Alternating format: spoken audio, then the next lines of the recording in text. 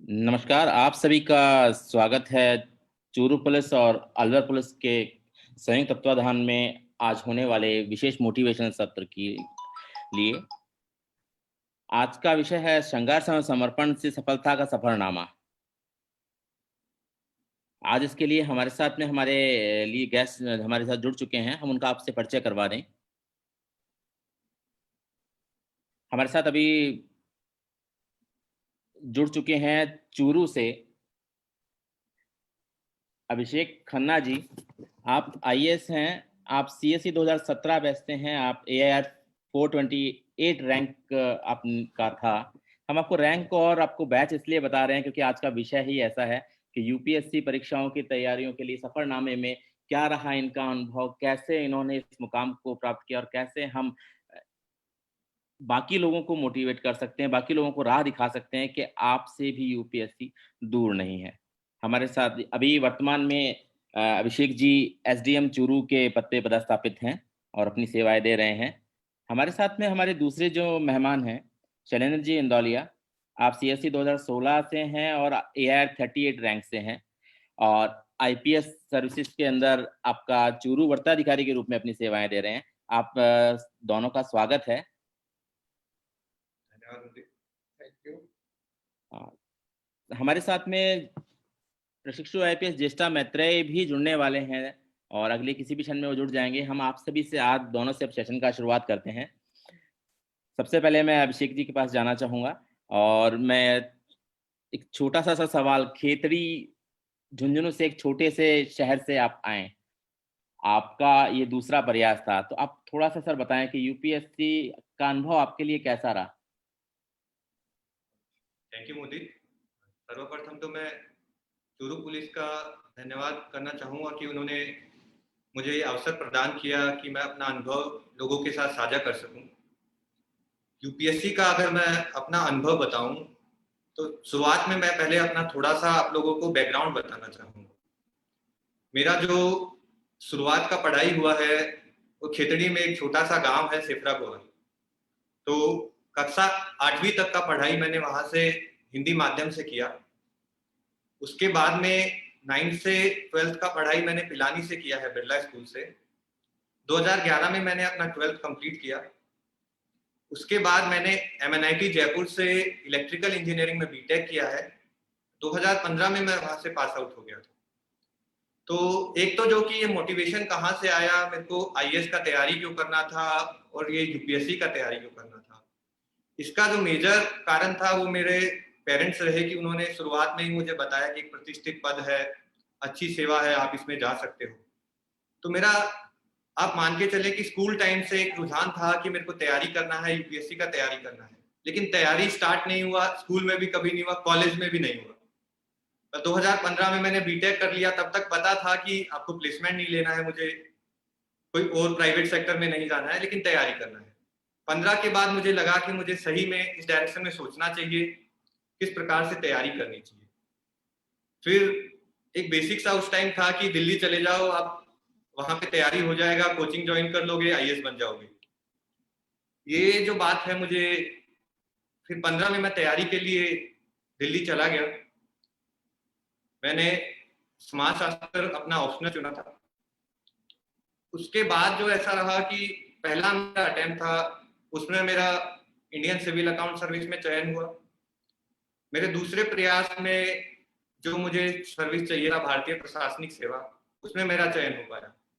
तो जो मुख्य मुख्य लोगों को सवाल रहते हैं या तैयारी के समय जो परेशानी आती है, उसमें रहता है कि टाइम मैनेजमेंट कैसे करें। लगातार एक लंबा एग्जाम है, 1 साल का प्रोसेस है, प्री होता है, मेंस होता है, इंटरव्यू होता है। पूरी प्रक्रिया के दौरान 1 साल भर का समय लग जाता है। फिर सवाल रहता है कि कितने घंटे पढ़ाई करें, कैसे पढ़ाई करें। बेसिक से 3-4 फंडे हैं जो हर किसी एग्जाम के लिए लागू होते हैं, मेरा ये मानना है। न केवल आईएएस की एग्जाम के लिए, न केवल सिविल सर्विस एग्जाम के लिए, बाकी आप किसी भी एग्जाम को उठा लो। पहला जो है कि एग्जाम की डिमांड क्या है, कि एग्जाम को कैसे लोग सेलेक्ट करने हैं, किस प्रकार के उनके क्वेश्चन पेपर आते हैं। इसके लिए आपको पुराने साल के जितने भी 10 या 15 साल के आप पेपर पढ़ेंगे, यूपीएससी के पेपर देखेंगे या किसी भी एग्जाम के पेपर देखेंगे, तो आपको पहला जो माइलस्टोन है वो क्लियर हो जाएगा कि एग्जाम की डिमांड क्या है, किस प्रकार के क्वेश्चंस आते हैं, क्या चाहिए इस एग्जाम के लिए। फिर दूसरा बिंदु होता है कि कौन सी किताबें चयन करें। हर एग्जाम के लिए एक स्टैंडर्ड बुक लिस्ट होती है, चाहे वो यूपीएससी हो, चाहे वो सीएपीएफ हो, चाहे वो बैंक का एग्जाम हो। उसके बाद का रहता है कि भाई किताब पढ़ो, रिवाइज करो, किताब पढ़ो, रिवाइज करो। रिवीजन किसी भी एग्जाम को क्लियर करने का की है।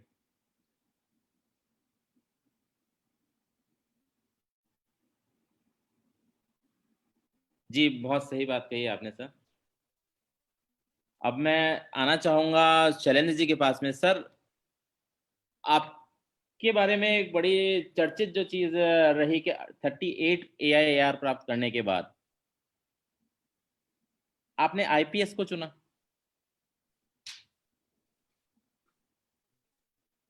थैंक यू मुदित। पहले तो जो भावी सिविल सेवक हैं जो अपने एग्जाम की तैयारी कर रहे हैं, उनसे रूबरू होने का राजस्थान पुलिस, चूरू पुलिस ने मौका दिया, पहले तो मैं उनका आभार व्यक्त करूंगा।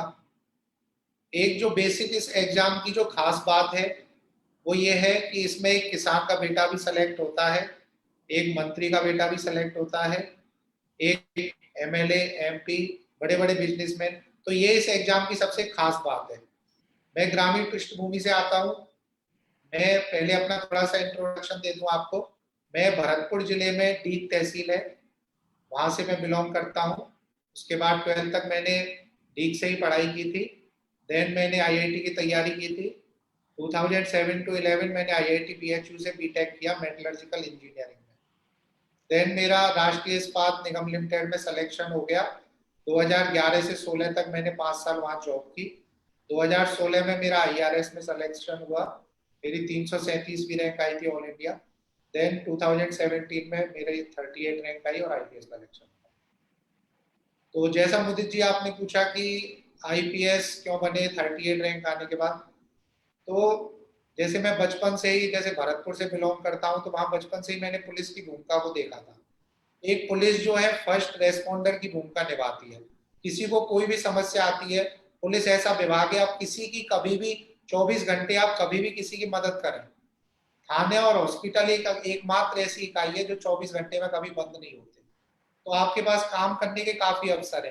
कोई भी व्यक्ति आपको दिखता है कि आपदा में उसके कोई परेशानी है, आप सीधे सीधे डायरेक्टली उसकी परेशानी को दूर कर सकते हैं। तो ऐसा मौका जो है पुलिस में मिलता है। तो मेरी बचपन से ही ये चॉइस थी कि IPS बनूं मैं, और ऊपर वाले के, बड़े बुजुर्गों के, घर वालों के सहयोग से, सबके आशीर्वाद से मैं आज इस मुकाम तक पहुंचा।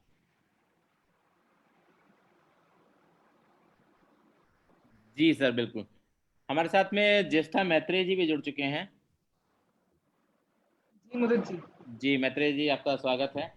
ज्येष्ठा हाँ। मैत्रेय जी वर्तमान में प्रशिक्षु IPS के रूप में अलवर में अपनी सेवाएं दे रहे हैं, CSE 2017 AR 156 से। मैत्रेय जी, हम जानना चाहेंगे, दर्शक जानना चाहते हैं कि आपके बारे में कि आपका क्यों रुझान UPSC की तरफ ही हुआ। थैंक यू मुदित जी, इस प्लेटफॉर्म पे मुझे मौका देने के लिए। शैलेंद्र सर भी हैं और भी सर हैं। सर हेलो, काफ़ी समय बाद आपसे मिल रही हूँ। इनफैक्ट आपसे मिल ही नहीं पाई सर, आप चले गए। मुदित जी, रुझान तो अगर मैं बताऊँ तो क्योंकि सबकी एक यूनिक स्टोरी है इस पूरी UPSC की। मेरा अगर मैं बोलूँ तो सिर्फ बचपन से कभी मेरा ऐसा कोई सपना नहीं रहा था, जैसे कि शैलेंद्र सर ने बोला कि उनको बचपन से पुलिस में है इस तरीके से। बट हाँ, अपने कॉलेज के फाइनल ईयर में मुझे जब मेरी मम्मी ने इंट्रोड्यूस कराया इस पूरे एग्ज़ाम से, और मैंने सिलेबस देखा और जो जॉब अपॉर्चुनिटी है वो सब देखा, तो मुझे लगा कि मुझे भी इसको एक बार ट्राई करना चाहिए। और जब मैंने सब्जेक्ट्स देखे जो कि ह्यूमैनिटीज़ के सब्जेक्ट्स होते हैं, और मेरा खुद का ऑप्शनल सोशियोलॉजी रहा, तो मैंने देखा कि ये मेरे रुचि के सब्जेक्ट्स हैं, मतलब मुझे पढ़ने में अच्छा लगा। UPSC से पहले भी मैंने स्टेट PSC दिया है, इससे पहले मैं DSP रही हूँ। तो बस आप मानिए कि वो एक न्यू फाउंड लव था। ऐसा पहले से मैंने कभी अपने जीवन में सोचा नहीं था कि मैं पुलिस अफसर बनूंगी। But as luck has it कि जब मैंने इस परीक्षा को जाना, इसकी तैयारी करी, तो मुझे बहुत अच्छा लगा। मुझे ऐसा लगा कि इसी सेवा में मुझे अपने जीवन को समर्पित करना चाहिए। तो ये मेरे कॉलेज के बाद मेरी माताजी की प्रेरणा से मैं इस पूरी प्रिपरेशन में आई।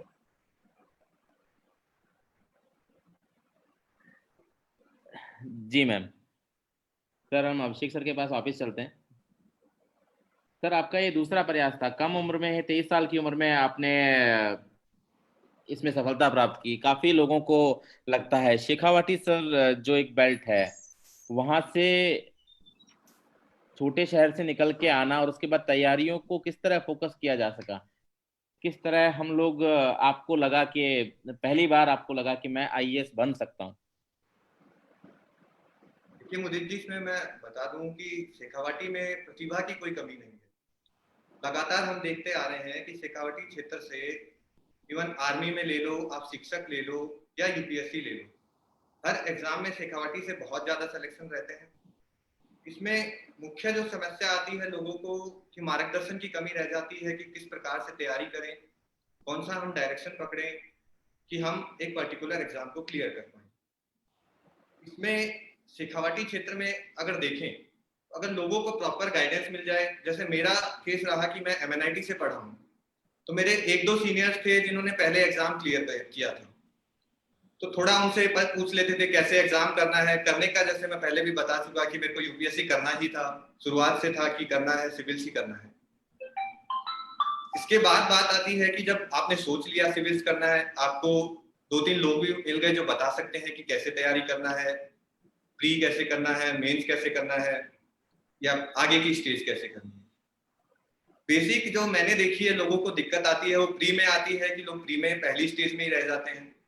और इसका मुख्य कारण मेरी नजर में रहता है कि लोगों को लगता है कि सब पढ़ना है, सारी किताबें पढ़नी है। आप हिस्ट्री का स्पेक्ट्रम भी पढ़ लोगे, आप हिस्ट्री का बिपिन चंद्रा भी पढ़ लोगे, आप हिस्ट्री का कोई तीसरा किताब भी ले आओगे, चौथा बता देगा कोई वो भी उठा लाओगे। तो एक किताब को 5 बार 10 बार पढ़ने की बजाय 5 किताबों को एक एक बार पढ़ोगे, उससे क्या होगा कि वो आपके दिमाग में जा नहीं पाएगा, चीजें याद नहीं हो पाएंगी। एक यूपीएससी या कोई भी एग्जाम ऐसा है कि जिसमें सिलेबस डिफाइंड है, वही चीजें आपको पढ़नी है लेकिन बार बार पढ़नी है। जितना ज्यादा आप पढ़ोगे उतना ही ज्यादा आपके लिए आसान रहेगा। दूसरा रहता है कि भाई कितने घंटे पढ़ाई करें कि हमारा एग्जाम क्लियर हो जाए। देखिए ऐसा कोई सिस्टम नहीं है कि घंटों की पढ़ाई से या सालों की पढ़ाई से एग्जाम क्लियर होती है। मेरा पहले प्रयास में भी चयन हो गया, दूसरे प्रयास में भी चयन हो गया। मैं नहीं मानता कि इसमें कोई घंटों की तैयारी का कोई योगदान है। सीधी सी बात है कि जब आपका मन कर रहा है, आपको चीजें समझ आ रही हैं, उस टाइम आप पढ़ाई करो। जब आपका मन ही नहीं लग रहा है, आप किताब लेके बैठे हैं और आपके घंटे बढ़ा रहे हैं, तो उस चीज से कुछ होने का नहीं है। ये मुख्य बातें अगर अपन ध्यान रखें, या कोई भी एग्जाम के पुराने मॉक लगा लें, 10 15 20 25। मैं अपना बता दूं कि मैंने दोनों अटेम्प्ट में प्री के टाइम लगभग 40 40 50 50 मॉक टेस्ट कर लिए थे। स्टैंडर्ड मॉक टेस्ट है, उनको करो आप, रिवाइज करो, आपको आइडिया भी लग जाएगा कि कितना प्रिपरेशन है, कैसी तैयारी है। ये यूपीएससी के लिए नहीं, हर एग्जाम के लिए लागू होता है, मेरा ये मानना। बिल्कुल आपने सही राय दी। और वैसे भी यूपीएससी एक बड़ा समुंदर है, इसकी एक स्ट्रेटेजिक प्लानिंग के साथ यदि तैयारी ना की जाए और तो एक इसको बांधना बड़ा मुश्किल होता है। और शैलेंद्र जी से सर जानना चाहेंगे, एक हमारे दर्शक जानना चाहते हैं कि हिंदी मीडियम, ज्यादातर लोगों को ऐसा लगता है कि जितने टॉपर्स आते हैं, जितने लोग जो यूपीएससी में सेलेक्ट होके आते हैं, वो इंग्लिश मीडियम को चुन के आते हैं। आपने हिंदी मीडियम से किया और 38 रैंक, तो लोग को जानना चाहते हैं क्या वाकई में हिंदी मीडियम वालों के लिए इतना मुश्किल है कि बहुत कम मात्रा में लोग हिंदी मीडियम से लेके आ पाते हैं, या आपके साथ कुछ विशेष ऐसा था कि आप उसे आसानी से ला पाए? देखिए मुदित जी, इसमें यूपीएससी एज सच कोई फर्क नहीं करती है कि हिंदी मीडियम है, इंग्लिश है, या फिर कोई अदर रीजनल लैंग्वेज में उसका मीडियम है। तो इसमें कोई यूपीएससी फर्क नहीं करती है। हिंदी मीडियम वाले छात्रों में जो बेसिक जो कमी है, क्योंकि मैं भी था हिंदी माध्यम से, तो मैं भी लोगों के बीच रहा, मैंने भी ये चीज देखी, नोटिस की। एक तो जो कंटेंट है जिसको पढ़ना रहता है, उस पर उनका फोकस कम रहता है। बजाय कंटेंट डिसाइड करने की आपको इतनी चीजें पढ़नी है, वो एक किताबों का अंबार जुटा लेते हैं पूरी। कम से कम अपने 50-60 किताबें रख लेंगे। जबकि यूपीएससी आपसे जनरल पेपर है, यूपीएससी का आपको समझना पड़ेगा कि कितनी डिमांड है। इसमें आपको कोई विद्वान नहीं बनना है। कोई हिस्ट्री का है तो हिस्टोरियन बन गए आप, ज्योग्राफी है ज्योग्राफर बन गए, ऐसा यूपीएससी की डिमांड नहीं है। आपको विद्वान और बुद्धिमान में फर्क समझना पड़ेगा। आपको बुद्धिमानी पूर्ण ढंग से एग्जाम निकालना है। तो इसमें प्री में आपका क्या रहता है, उसकी थोड़ी अलग तैयारी रहती है। फिर मेंस उससे लिंक करते हुए रहता है। अब यूपीएससी में जब से इंडियन फॉरेस्ट सर्विस का प्री साथ में होने लगा है तो ऑटोमेटिकली फॉरेस्ट, एनवायरमेंट, एग्रीकल्चर इनके क्वेश्चन ज्यादा आने लगे प्री में। तो आपको ये चीज देखनी पड़ेगी कि यूपीएससी कोई भी चीज करता है उसके पीछे एक बड़ा कॉन्सेप्ट होता है, एक सोच होती है। ऐसा नहीं है कि रैंडम यूपीएससी कोई क्वेश्चन उठा के पूछ लेता है। तो पहले तो आपको वो चीज फोकस करनी पड़ेगी। दूसरी चीज, आपको प्री निकालना है तो प्री में आपको पहले दिन से ये चीज नहीं सोचनी है कि मुझे प्री टॉप करना है। जनरली यूपीएससी के प्री में 10 से 15 क्वेश्चन ऐसे आते हैं कि जिनका आंसर मुश्किल से 1% से भी कम लोगों को आता होगा। तो आपको बजाय उन 10-15 क्वेश्चन में पढ़ने के बाकी के 80-85 क्वेश्चन आपको देखने की यार मैं ये क्वेश्चन बना पा रहा हूँ कि नहीं। दूसरी चीज, मेंस की जो तैयारी का स्तर है उसमें हिंदी माध्यम वाले लोग जनरली कहते हैं कि कंटेंट की कमी है, कोई हिंदी में अच्छा न्यूज़पेपर नहीं आता है। तो ये सब चीजें नहीं है, अब तो ज्यादातर ट्रांसलेटेड वर्जन भी आते हैं। दूसरी चीज जो है, आप हिंदी मीडियम वाले लोग मिनिस्ट्रीज जो है, डिफरेंट डिपार्टमेंट्स हैं, गवर्नमेंट की मिनिस्ट्रीज हैं, उनका जो मटेरियल है उस पर कम फोकस करते हैं। तीसरी चीज, जो अच्छे प्रोग्राम आते हैं, चाहे राज्यसभा टीवी पे प्रोग्राम आए जैसे देश देशांतर या फिर इंडियाज वर्ल्ड, तो ये सब देखने की प्रवृत्ति कम है। जनरली एक बुक पे निर्भर रहते हैं, तो वो चीज हमें नहीं करनी है। इसमें क्या है, डाइवर्सिटी होनी चाहिए आपका जो कंटेंट है।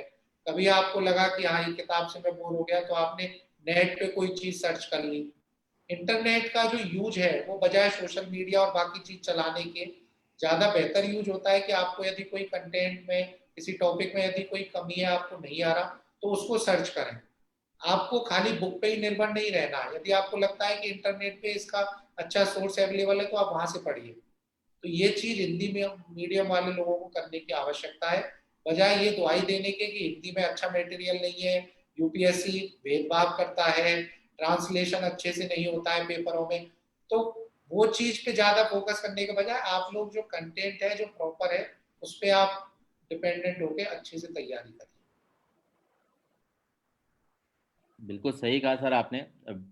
भाषा की बाध्यता को दिमाग में बसा लेने से लक्ष्य और मुश्किल हो जाता है।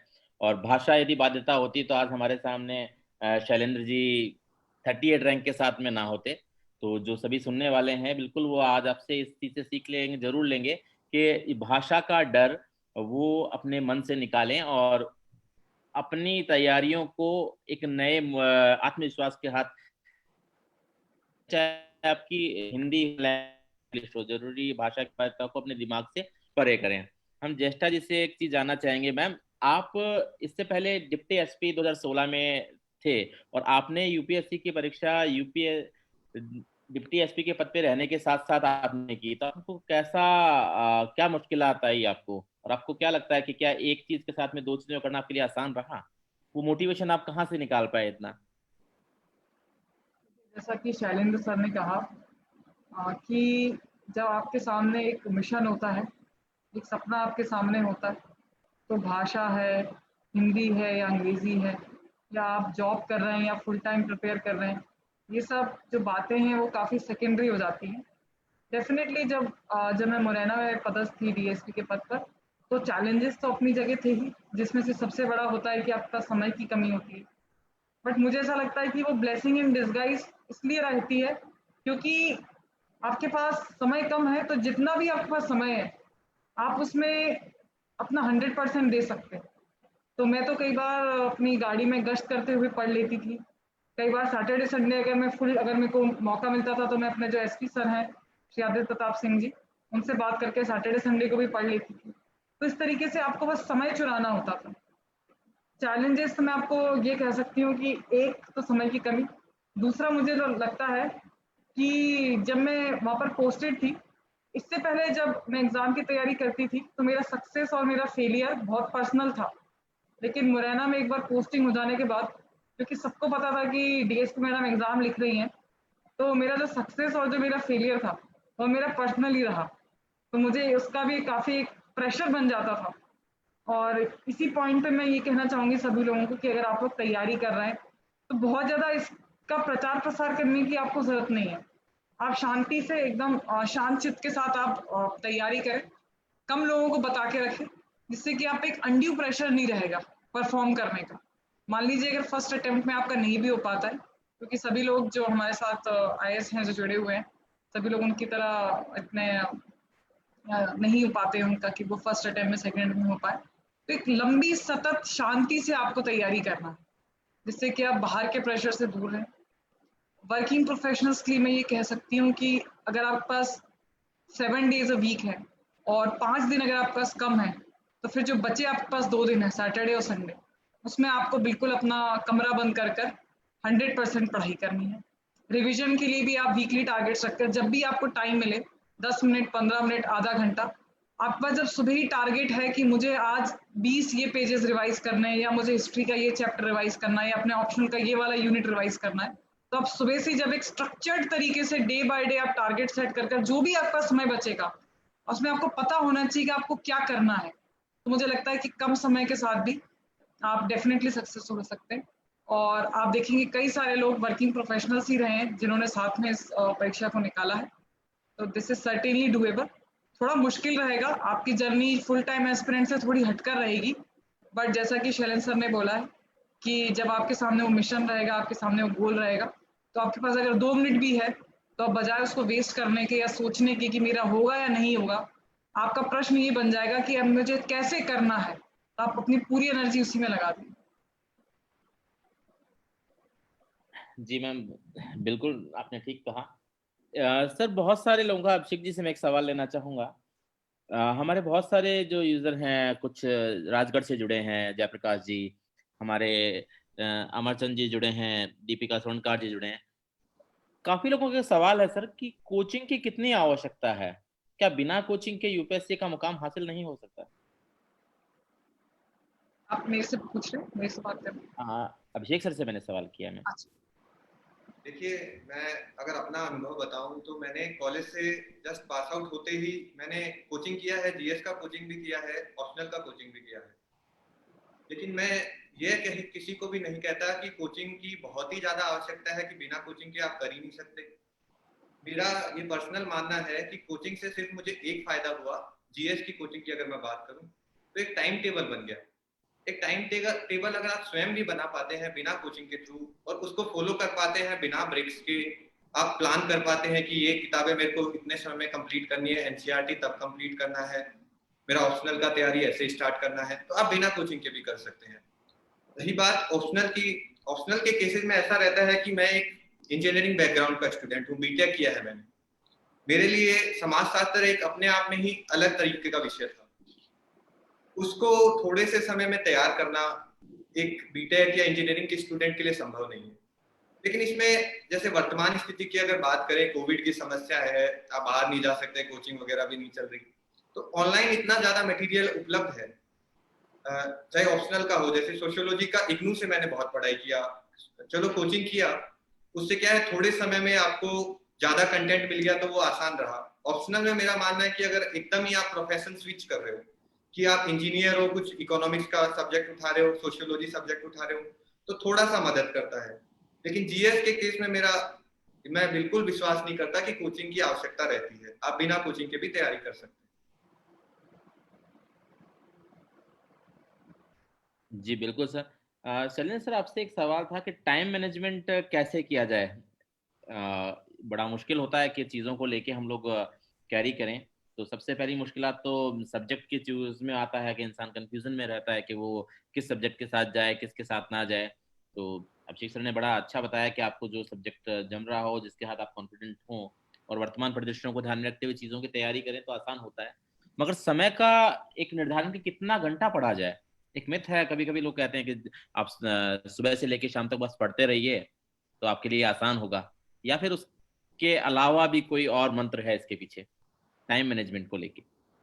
मैं बताऊंगा मोदित जी, घंटे में तो पढ़ाई को मापा नहीं जा सकता। मैं जैसे अपने खुद का एग्जाम्पल बताता हूँ आपको। जब मेरा सिलेक्शन हुआ था तो न्यूज़पेपर वाले थे, उन्होंने पूछा था कि कितने घंटे पढ़ाई करते थे। मैंने कहा 5 से 6 घंटे पढ़ाई करते थे। तो अगले दिन उसने पेपर में छापा कि 15 से 16 घंटे पढ़ाई। मैंने कहा यार, मैंने तो तुझे बताया था 5 से 6 घंटे। बोले सर 5 से 6 घंटे थोड़ा कम लग रहा था तो मैंने 15 से 16 घंटे।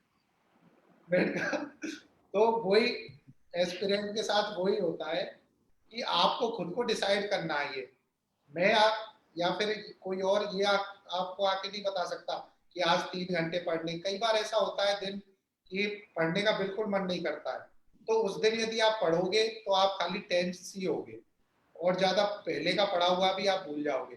तो बजाय ऐसे करने के पढ़ाई को एक एंजॉय की तरह लेना चाहिए। आपने यदि लक्ष्य बनाया है, यदि ये आपका लक्ष्य है, किसी और ने यदि आपके ऊपर जबरदस्ती तो थोपा नहीं है, ये आपका खुद का मिशन है, आपका खुद का लक्ष्य है, तो इसको एंजॉय के साथ पढ़ो।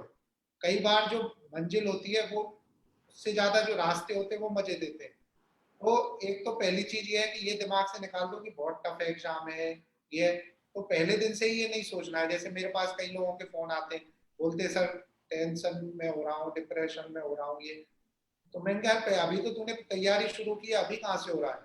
तो पहले दिन ही आपको ये नहीं सोचना है कि आईएएस बनना है, आईपीएस बन गए, ये बन गए। उसके बाद आप, कई लोगों का रहता है, जैसे मेरा था, लक्ष्य था, पर कई लोग बाद में डिसाइड करते हैं। तो पहले तो शॉर्ट बनाइए आप, शॉर्ट जो लक्ष्य है। जैसे 1 महीने में मुझे पॉलिटी का सिलेबस खत्म करना है, 15 दिन में मुझे हिस्ट्री का सिलेबस खत्म करना है। इस तरह से आप बनाइए मेजर, अपने हिसाब से आप मेजर कीजिए कि 7 दिन में 1 दिन या 2 दिन, जितने दिन है आप रिवीजन के लिए रखिए। उसके बाद कई लोगों का रहता है कि एक साथ हिस्ट्री उठाई। कई लोगों की ये प्रॉब्लम भी आती है, कई क्वेश्चन भी रहते हैं कि बोले सर पहले एक बार में हिस्ट्री करें या एक बार में पॉलिटी करें, या फिर सर सब्जेक्ट को साथ में लेके चलें। तो वो आपका पर्सनल ओपिनियन रहती है।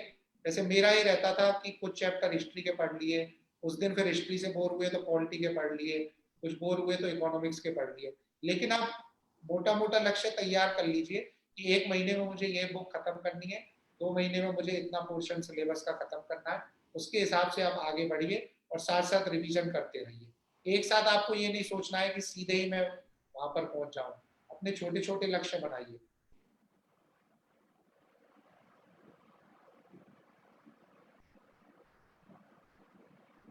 बिल्कुल सर, छोटे छोटे कदमों से ही बड़ी बड़ी मंजिलें प्राप्त की जा सकती हैं। और धैर्य के साथ, जो समर्पण के साथ प्रयास करता है, संघर्ष करता है, वही सफलता को प्राप्त करता है और उन्हीं के सफरनामे सुनाए भी जाते हैं। हम लोग ज्येष्ठा जी से एक सवाल पूछना चाहेंगे कि जो तैयारी के दौरान एस्पिरेंट को एक इमोशनल डिप्रेशन होता है, क्या वो कितनी भूमिका निभाता है वो आपके चयन होने और ना होने में? इमोशनल डिप्रेशन तो जैसे शैलेंद्र सर ने बोला कि कई बार एस्पिरेंट्स हम एक लंबी प्रक्रिया है, पहले हमको समझना पड़ेगा कि अगर everything is by your side, सब कुछ जैसा आपने प्लान किया है वैसा होता है, तब भी आपको 2 से 2.5 साल इस पूरी प्रक्रिया में आपको बिताना पड़ेगा। और दूसरा जो एक मुख्य कारण रहता है कि आप नॉर्मल जो एक लाइफस्टाइल होती है, आपके दोस्तों की होगी, आपके परिवार की होगी, आप उनसे आपकी लाइफ एकदम अलग हो जाती है। आप मोस्टली सभी आप जिनसे ही मिलेंगे जो सक्सेसफुल लोग हैं, जो ऑफिसर्स हैं अभी, कि आप आपके साथ रहोगे काफी समय तक। तो डिप्रेशन इस बात का आपको हो सकता है कि मेरी जिंदगी आगे नहीं बढ़ रही है। इनफैक्ट मैं तो इसको लाइटर नोट पे ऐसा कहती हूँ, मुझे नहीं पता कि जो हमारे 2 और गेस्ट है इसको कितना इससे काउंटर करते हैं कि नहीं, कि अगर आपको डिप्रेशन नहीं हो रहा है, अगर आप परेशान नहीं हो, अगर आप विचलित नहीं हो, अगर आपको ऐसा नहीं लग रहा है कि मेरी जिंदगी में क्या हो रहा है, तो मैं तो एस्पिरेंट ही नहीं मानती हूँ। क्योंकि हंसते खेलते तो बड़ा मुश्किल हो जाएगा, आपके पास बहुत एक इंटेंस टारगेट रहता है। आप इंसान हो, definitely there will be good days, there will be bad days. लेकिन हाँ, अगर आप अपने, मैं हमेशा अपनी बात में ये चीज कहती हूँ कि आपका जो दिनचर्या होनी चाहिए वो एकदम शानदार होना चाहिए, बहुत ही बेहतरीन और फिक्स्ड होनी चाहिए। आप सुबह उठें, आपने 1-1.5-2 घंटा अखबार पढ़ा, या आपको लगता है आपको ऑप्शनल कंप्लीट करना है तो वो करिए, फिर अपना करंट अफेयर्स का मॉड्यूल ले लीजिए, फिर आपका जो स्टैटिक पोर्शन है जीएस का वो ले लीजिए, शाम को आप लास्ट ईयर क्वेश्चन पेपर्स देख लीजिए। तो इस तरीके से अगर आपको कुछ लगता है कुछ इंपॉर्टेंट इकोनॉमिक सर्वे या कोई गवर्नमेंट ऑफ इंडिया कोई रिपोर्ट आई है जो आपको पढ़ना चाहिए, आप वो देख लीजिए। कुछ यूट्यूब पे कोई लेक्चर्स है, आपको कोई क्लास है, आप वो देख लीजिए। तो ऐसे अगर आपने पूरे दिन को 1.5-1.5, 2-2 घंटे में से बांट रखा है, तो you will always have something to do, you will always have some target to achieve. तो अगर इस तरीके से अपनी स्ट्रक्चर्ड अगर आप पढ़ाई रखते हैं तो डेफिनेटली आपको जो ये अप्स एंड डाउन्स होते हैं, जो थिक्स एंड थिन्स और जो ब्लू डेज आते हैं वो नहीं आएंगे, बट आप सभी, मैं अपने लिए कह सकती हूँ तो मैं यही कह सकती हूँ कि ऐसा कई बार प्रिपरेशन में कई बार ऐसा समय आया है जब मुझे ऐसा लगा है कि I should give up on this, मतलब मैं क्यों ही इतना अपने आप को परेशान कर रही हूँ, ये कैसा टारगेट है, कैसा गोल है। तो ऐसे कुछ दिन आ सकते हैं, उसके लिए आप अपना ब्रेक लीजिए, लेकिन फिर 1-2 दिन ब्रेक लेने के बाद आप तुरंत फुल एनर्जी के साथ उसमें शामिल हो जाएं। डिप्रेशन में अगर आप बहुत समय तक, देखिए ये एक साइकिल है, मतलब आप इसको ट्रैप में फंस सकते हैं। जैसे मान लीजिए आपका मन नहीं लग रहा पढ़ाई में, आपको बुरा लग रहा है, तो आप 4 या 5 दिन, जो हम सबके साथ होता है 4 या 5 दिन आपने पढ़ाई नहीं करी, तो वो 5 दिन का और गिल्ट आप में आ जाएगा। 6th डे आपको लगेगा कि अरे मैंने पढ़ाई नहीं करी, मेरी पढ़ाई पीछे छूट रही है, मैं अपने टारगेट को अचीव नहीं कर रहा हूँ। तो अगर आप फिर से 5 दिन, उस 5 दिन के लिए रिकवर करेंगे तो वो 10 दिन, तो ऐसे आपका जो टाइम पीरियड है जो वेस्ट हो रहा है वो बढ़ता जाएगा। और अगर आपको लगता है कि आपको अच्छा लगेगा तो डेफिनेटली आपको अच्छा नहीं लगेगा। मोस्टली मैंने देखा है जिन लोगों के साथ ये समस्या आती है, जो काफी डिप्रेशन में आ जाते हैं, परेशान हो जाते हैं, हताश हो जाते हैं, एक उसका मेजर कारण यही होता है कि उन्होंने अपनी टारगेट सेट नहीं करे कि हर दिन मुझे 2-2 घंटे, 1.5 घंटे, ऐसे 8 या 10 घंटे का अपना फिक्स टारगेट सेट करें। ब्रेक्स लें, लेकिन ब्रेक लेने के बाद तुरंत आप अपने उसी ट्रैक पर आए। इस पीरियड ऑफ ग्लूम को, इस पीरियड ऑफ परेशानी को, पीरियड ऑफ डिप्रेशन को आप ज्यादा लंबा मत खींचिए, क्योंकि फिर आपको रिकवर करने में समय लगेगा। और जैसा कि मैं डिप्रेशन पे पहले भी बात कर चुकी हूँ, ये एक टॉपिक है जो मेरे दिल के बहुत करीब है। मैं हमेशा अपनी बात को इस चीज से स्टार्ट भी करती हूँ कि देखिए ये at the end of the day एक एग्जाम ही है, ये आपके जीवन को निर्धारित नहीं करता है। After coming on this side of the fence, क्योंकि मैं खुद सर्विसेज में समझ सकती हूँ कि जो भी व्यक्ति इस देश में है, वो जिस भी तरीके से काम कर रहा है, वो अपना पार्ट प्ले कर रहा है इस दुनिया में, सबकी एक जगह है। लेकिन हाँ, कुछ 1.5-2 साल तक अगर आपने एक टारगेट सेट करा है, आप अपने आप को उसमें दिन रात लगाइए, उसको फॉलो अप करिए। कुछ समय आपको बुरा लगता है, अपने परिवार से मिलिए, अपने माता पिता से बात करते रहिए, खुश रहिए, एंजॉय करें इस जर्नी को। लेकिन अगर किन्हीं कारणों के बाद आपके 100% एफर्ट के बाद भी अगर ये परीक्षा नहीं हो पा रही है, तो इट्स नो बिग डील। जिंदगी बहुत बड़ी चीज है।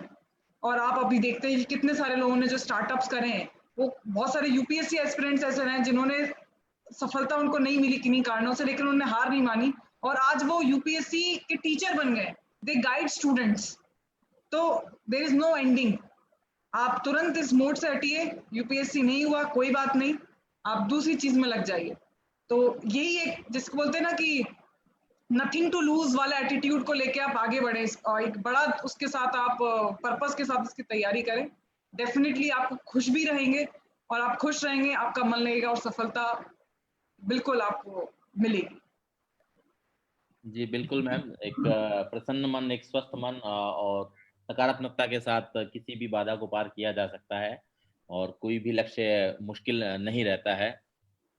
अभिषेक सर से एक छोटा सा सवाल सीकर से उठ के आया है सर, टेस्ट सीरीज और कब लेना चाहिए? मतलब पहली बार हम टेस्ट सीरीज का विचार रखें तो वो किस दिन से शुरू करनी है, और एक एस्पिरेंट कब से शुरू करे उसे? मतलब पूरा सिलेबस करने के बाद या फिर सिलेबस पूरा हो जाए उसके बाद? और नोट्स किस तरह बनाए जाएं? नोट्स बड़ा एक कहने में सर बड़ा इजी लगता है आप नोट्स बनाइए, मगर आप उससे कितना राब्ता रखते हैं कि नोट्स किस तरह बनाए जा सकते हैं? देखिए, आपने दो बातें मेरे से पूछी, एक तो टेस्ट सीरीज का रहा बात और दूसरा नोट्स बनाने का। टेस्ट सीरीज का मैं बात करूं तो इसमें प्रीलिम का टेस्ट सीरीज हो गया, मेंस का टेस्ट सीरीज हो गया। प्रीलिम्स में अगर आप टेस्ट सीरीज की बात करेंगे तो ये कभी नहीं होगा कि आपका सिलेबस कंप्लीट हो गया। ये तो आप 2 साल पढ़ लो, 3 साल पढ़ लो, पहले अटेम्प्ट में भी लगता था नहीं कंप्लीट हुआ, दूसरे में भी लगता था नहीं कंप्लीट हुआ। कोई ऐसा दिन आएगा ही नहीं जब आपको लगेगा कि यूपीएससी का सिलेबस कंप्लीट हो गया। किसी भी एग्जाम के साथ ये नहीं हो सकता कि सिलेबस आप कंप्लीट कर सकते हो। आपको बस वो फीलिंग लानी है कि मैं टेस्ट लिख सकता हूँ, कम से कम मैं अपने आप को ट्राई तो करूँ। तो आपने अगर एग्जाम आज स्टार्ट किया, आपको 4-5 महीने बाद या 2-3 महीने बाद भी लग रहा है कि ये टॉपिक तो मैंने पढ़ लिया, अपने आप को टेस्ट कैसे करूँ? उसके लिए आपको टेस्ट सीरीज करनी है। टेस्ट सीरीज में अगर आपका कम स्कोर आ रहा है तो आपको उसको एनालाइज करना है। फिर टेस्ट सीरीज में ये बात तो नहीं है कि आप गोले भर के छोड़ दो और आपको पता चला कि 200 नंबर में से आपके आ रहे हैं 60 नंबर या किसी के 120 आ गए, आप छोड़ दो। बचे हुए 80 नंबर जो गलत हुए उनको कौन तैयार करेगा? तो टेस्ट सीरीज का मूल मकसद है वो ये है कि आप कितने क्वेश्चन गलत कर रहे हो, किस प्रकार से आप गलती कर रहे हो, जो आपको सही करने वाले थे फिर भी आप गलत कर गए, क्यों गलत कर गए, उनको एनालाइज करके और जो वैल्यू एडिशन होता है कि बचे हुए सवाल मेरे को अपने नोट्स में ऐड ऑन करने हैं, कि ये सवाल तो छूट गया, ये कैसे नहीं आया, इसको आपको ऐड करना है, ये टेस्ट सीरीज का पार्ट होता है। नॉर्मली ये होता है कि प्रीलिम का अगर टेस्ट सीरीज करते हैं तो एग्जाम से 3-4 महीने पहले या 3 महीने पहले तो कम से कम टेस्ट करना स्टार्ट कर ही देते हैं, लेकिन कोई समय निर्धारित नहीं है। जब भी आपको लगे आपको परखना है, आपको देखना है आपकी तैयारी कैसी है, तो आप टेस्ट सीरीज कर सकते हैं। सेम बात मेंस के लिए लागू होती है कि लोग पूछते हैं कि आंसर राइटिंग करना है साहब, आंसर राइटिंग करना है, कैसे करना है? भाई आपने 3-4 महीने पढ़ लिया तो शुरू में 2-2 3-3 क्वेश्चन, बहुत सारी साइटें हैं, इनसाइट ऑन इंडिया है, आईएएस बाबा है, बहुत सारी साइटें हैं, आप देखो क्वेश्चन आ रहे हैं, अपने आप को लिख के तो देखो थोड़ा, कितना आप अपने आप को एक्सप्रेस कर पा रहे हो। जब तक आपको ये रियलाइजेशन नहीं होगा ना कि आप कितना कर पा रहे हो, कितना सीख गए हो, तब तक आपको पता ही नहीं लगेगा कि आपकी तैयारी किस दिशा में जा रही है। और एक दिशाहीन तैयारी से अच्छा है कि आप एक प्रॉपर डायरेक्शन में तैयारी करो। तो आपका, मेरा मानना है कि पहले अटेम्प्ट में भी हो सकता है, दूसरे में भी हो सकता है, ये तो किस्मत की बात है कि कितने अटेम्प्ट लगेंगे। यूपीएससी जैसी एग्जाम में कोई नहीं कह सकता कि भाई मेरी तैयारी इतनी हो गई कि मैं निकाल लूंगा, ये संभव ही नहीं है कहना। दूसरा आपका जो सवाल था वो था कि नोट्स का सवाल था। नोट्स में ये है कि नोट्स आपके सेग्रीगेटेड जरूर होने चाहिए, जीएस 1 2 3 4, जीएस 1 2 3 4 हो गया, सेम ऑप्शनल हो गया। आप नोट्स बना रहे हैं, कंटिन्यूअस प्रोसेस है एग्जाम का, किसी पर्टिकुलर टॉपिक का नोट्स बनाया, एग्जाम थोड़े दिनों बाद अखबार में उसके बारे में कुछ और आ गया, थोड़े दिनों बाद कुछ और चेंज हो गया, तो एक ही जगह पे उस चीज को ऐड करते जाएं। तो इसका एक तरीका तो है कि आप टॉपिक वाइज इंडेक्स बना लें, हर टॉपिक की 1 2 3 4 सिलेबस डिफाइन है, आपने इंडेक्स बना ली इनिशियल, उस टॉपिक में कुछ भी वैल्यू एडिशन होता है तो आप फाइल सिस्टम बनाएं, उसमें अगला टॉपिक एक पेज लगा के अखबार से नोट्स बनाया, किसी भी मटेरियल से नोट्स बनाया, वो आपने उसमें ऐड कर दिया। दूसरा तरीका, अगर आप टेक से भी हैं, आप लैपटॉप वगैरह अच्छे से यूज करते हैं, आपका है कि आप लैपटॉप से पढ़ भी पाते हैं, जैसे मेरे केस में ये नहीं था कि मैं लैपटॉप से पढ़ ही नहीं सकता, मुझे जब तक लिखूं नहीं मुझे याद ही नहीं होता था, मुझे समझ नहीं आता था क्या है, तो मैं इसमें फोल्डर्स का इस्तेमाल करता था। लेकिन बहुत लोगों को मैंने देखा है जो एवरनोट है या बाकी नोट्स का जो भी वेबसाइट है उसको इस्तेमाल करते हैं, उसमें उस टॉपिक के नीचे कंटिन्यूअसली ऐड ऑन करते जाते हैं। उससे क्या होता है कि आपके नोट्स कॉम्प्रिहेंसिव होते जाते हैं और आपको एक टॉपिक का जितना भी नॉलेज है वो एक जगह मिल जाता है। इसके बाद नोट्स को थोड़ा कम करने की बात होती है कि एग्जाम है, एग्जाम के टाइम इतना आप बना लोगे तो सारा रिवाइज ही नहीं कर पाओगे। तो मेंस एग्जाम लिखना, आपने नोट्स इतने इकट्ठे कर लिए, ऐड कर करके उठाया और ऐड कर दिया, कट कॉपी पेस्ट वो करते जाओगे तो बहुत सारा ऐड हो जाएगा। उसको बार बार पढ़ते रहो, एक बार कोई नोट्स बना लिया उसको 4 या 5 बार रिवाइज नहीं किया तो आपको आइडिया ही नहीं लगेगा कि उसमें 5 कीवर्ड्स क्या है। कोई भी वही टॉपिक हो गया, उसके 5-6 कीवर्ड उठाने हैं आपको, उनको याद करना है, पूरे के पूरे नोट्स किसी से भी याद नहीं हो सकते, ये संभव ही नहीं है। इन दोनों बातों को अगर आप यूज करोगे, और नोट्स तो बनाना पड़ेगा, उसके बिना इतना ज्यादा सिलेबस है, कर पाना थोड़ा सा डिफिकल्ट काम हो जाता है। मैं मानता हूं कि जो भी तैयारी कर रहा है या जिसने भी क्लियर किया है, नोट्स तो सब बनाते हैं। जी सर, बिल्कुल। रिवीजन बहुत आवश्यक है, रिवीजन के बिना चीज़ों का होना संभव भी नहीं है।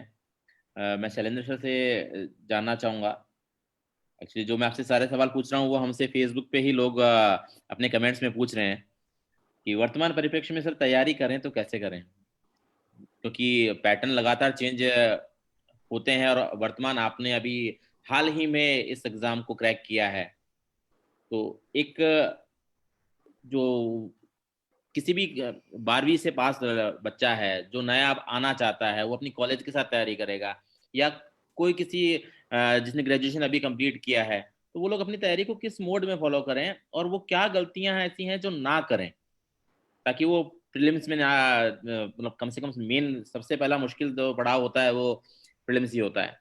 तो उसके लिए आप क्या कहते हैं वर्तमान परीक्षा पैटर्न के आधार पे? सबसे पहले तो जो, जैसा अभिषेक ने भी बताया था, ज्येष्ठा ने बताया, जो एग्जाम का जो पैटर्न है उसको समझने की बहुत ज्यादा जरूरत है। तो वो उसका आइडिया आपको लगेगा पुराने साल के जो क्वेश्चन पेपर्स हैं उससे और सिलेबस से। तो पहले यदि जो भी कोई एस्पिरेंट तैयारी करना चाहता है तो सबसे पहले तो यूपीएससी के पुराने 5 से 6 साल के क्वेश्चन पेपर और उसका सिलेबस उसको स्टडी करें, इस एग्जाम की रिक्वायरमेंट क्या है।